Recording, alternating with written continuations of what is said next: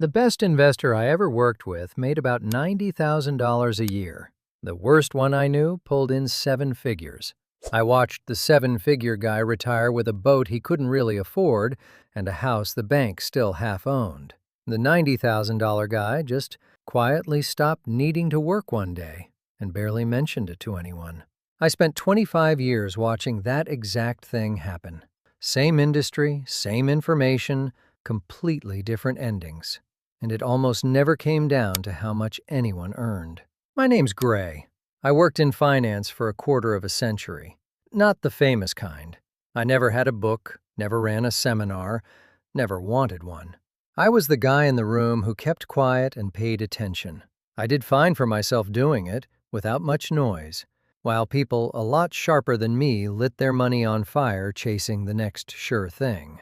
I'm making this because I got tired of watching it. Good people, smart people, making the same few mistakes on a loop and paying for them with years they don't get back. And when they finally go looking for help, what's waiting for them? Some guy in a rented Lamborghini promising to triple their money, or an article so thick with jargon they close the tab and decide this stuff just isn't for them. Neither of those helps. The first one's a scam with good lighting. The second just talks you out of ever trying. You'll notice you're hearing a voice and not seeing a face. That's on purpose. Part of it's privacy. I spent a long career being discreet, and I'm not going to stop now. But mostly, I don't want this to be about me. I'm not trying to build a following or become somebody you'd recognize in an airport. If the ideas are any good, they don't need my face sitting next to them. And staying out of frame means I can tell you the truth, including the boring parts nobody clicks on. Here's who I'm actually talking to. You're probably in your late 30s or your 40s. You've got a real job and real money coming in. You already know what compound interest is. You don't need a cartoon explaining it to you. What you maybe never got was somebody older who'd been around this a while, sitting you down and telling you plainly which decisions matter and which ones don't. That's the job I'm signing up for. Fair warning, though. A lot of what I say is going to sound boring. I'm not going to tell you to quit your morning coffee, and I won't send you chasing whatever's mooning on the charts this week. Your coffee was never the problem, and that hot stock is going to be somebody's disaster. The things that actually decide how you end up are quieter than that. What you do with a raise, whether you talked yourself into more house than you needed,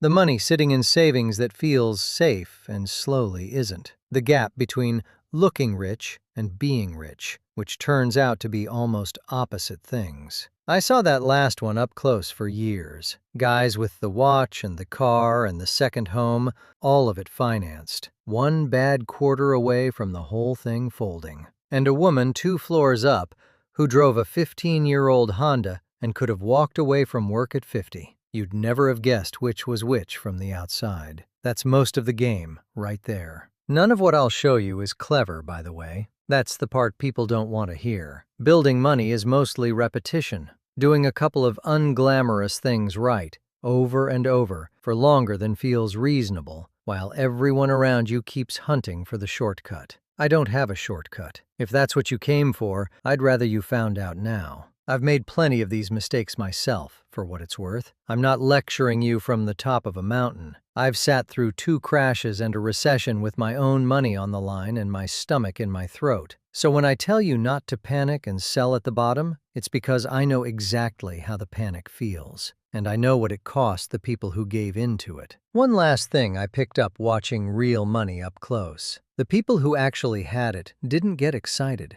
They didn't care about the headline that morning. They thought in decades, and they thought about the whole world, not just their own backyard. Patient, hard to rattle, a little dull to be around, honestly. I'll try to bring you some of that. So that's what this is. If you want your pulse racing, there are louder channels for that, and no hard feelings. But if you want the version a calm, older guy would give you across a kitchen table, with nothing to sell you, then stick around. I'll see you in the first real video.